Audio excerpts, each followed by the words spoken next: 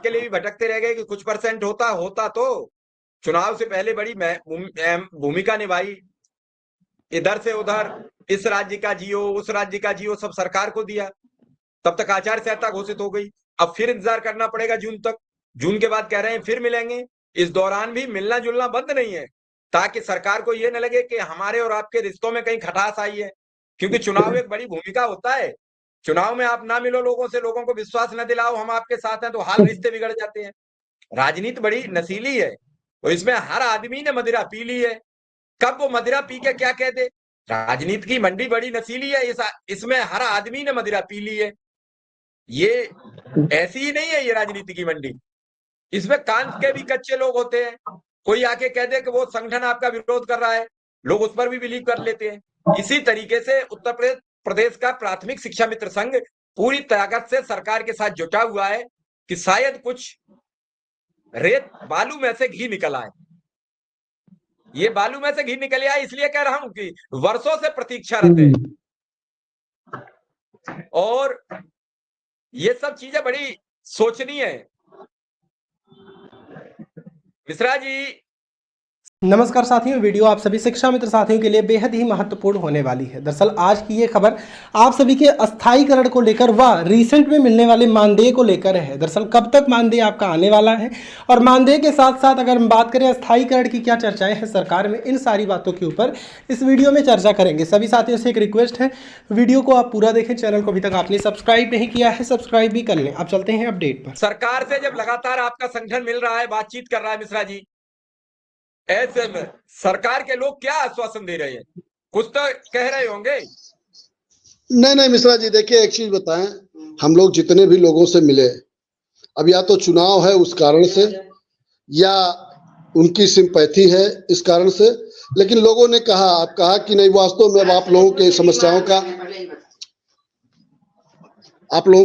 का निराकरण वास्तव में अब होना चाहिए, क्योंकि अब पीड़ा बहुत अधिक हो गई है। जितने लोगों से हम लोगों ने मुलाकात किया, सभी लोग सहानुभूति पूर्वक विचार करने का चुनाव बाद और अपने बड़े नेताओं से बात करने का आश्वासन वो लोग दे रहे हैं।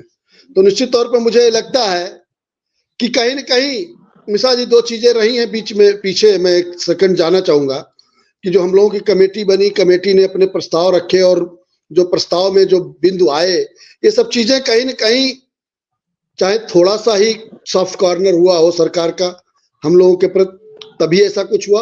और अब जो नेताओं से जिन नेताओं से हम मिल रहे हैं, उनकी भावनाओं से ऐसा लगता है कि निश्चित तौर पे कुछ उनके अंदर है शिक्षा मित्रों के प्रति, ऐसा मुझे लग रहा है। और शिक्षा मित्र की समस्याओं का निराकरण चुनाव बाद हो जाएगा, जो मुझे इन लोगों की मुलाकात से ऐसा लग रहा। तो भाई हम लोग तो देखिए एक सीधी सी बात, शिक्षा मित्र हो चाहे उन्देशक हो, जो भी हो, मैं सबकी बात, संविदा की बात करता हूं। सारे लोग जो हैं ये किसी दल के नहीं होते। जिसकी सरकार होती है उसके कर्मचारी होते हैं, और वो कर्मचारी, जो दल होता है, जिसकी सरकार होती है, जो उसका मुखिया होता है, वो हमारे परिवार का भी मुखिया होता है, हमारा भी मुखिया होता है। हम भी अपने मुखिया से अपने बारे में बात करेंगे, जो भी पीड़ा होगी तो अपने मुखिया से ही कहेंगे, अपने मुखिया से ही मांग करेंगे और उससे ही कहेंगे कि हमारी समस्याओं का निराकरण हो। तो मैं तो निश्चित तौर पे अपने इतने बड़े प्रदेश के माननीय मुख्यमंत्री माननीय योगी आदित्यनाथ जी से ही निवेदन करूंगा और कहूंगा कि हम आपके बच्चे हैं, आप हमारे गार्जियन हैं, आप हमारे पिता हैं, हम तो आपके बच्चे हैं। आपने जो नियम कानून बनाया, आपने जो मुझे दिशा निर्देश दिया कि विद्यालय में आप रह करके शिक्षण कार्य करिए, निपुण लक्ष्य से बच्चों को आच्छादित करिए, वो सारी चीजें शिक्षा मित्र हमारा कर रहा है। मैं सब कुछ कर रहा हूं और माननीय मुख्यमंत्री जी, आपकी कृपा शिक्षा मित्रों पे होनी चाहिए। उनकी पीड़ा जो है बहुत अधिक हो चुकी है, उनकी समस्या बहुत जटिल हो चुकी है।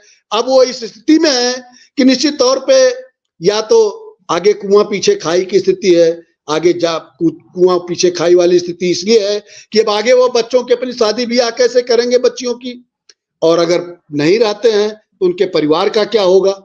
ऐसी स्थिति में उनके लिए बहुत जटिल समस्या हो गई है। इन समस्याओं का निराकरण मिश्रा जी होना चाहिए। माननीय मुख्यमंत्री जी को, माननीय प्रधानमंत्री जी को आपके माध्यम से मैं निवेदन करता हूं, आपके चैनल के माध्यम से उनसे अनुरोध करता हूं कि अब इन समस्याओं का निराकरण शिक्षा मित्रों के निश्चित तौर पे आपको कर देना चाहिए, क्योंकि आप ये पीड़ा अब आम पीड़ा हो चुकी है, हर एक व्यक्ति की पीड़ा हो चुकी है।